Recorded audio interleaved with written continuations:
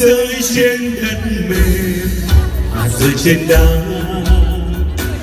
rơi trên đất mềm, hạt rơi trên đá. Nắng đốt khi mặt trời lên, dễ héo không mọc được chi, không đâm dễ sâu vào đầu.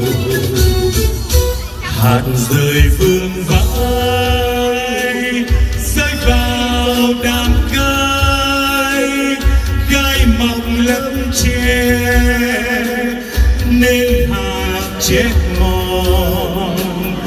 Có những hạt rơi vào đất vì nhiều, hạt sớm mọc lên, hạt có 100,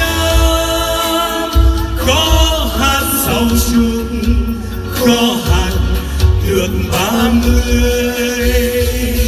Hãy biết cho rằng này ai đang có đã có sẽ được bù thêm cho thêm dẫu đã giữa đời.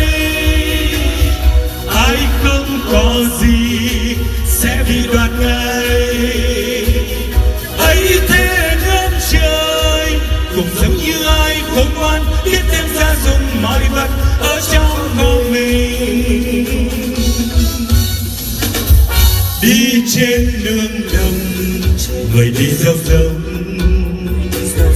đi trên đường đồng người đi gieo giống, đi trên đường đồng người đi gieo giống, đi trên đường đồng, đi trên đường đồng người đi gieo giống,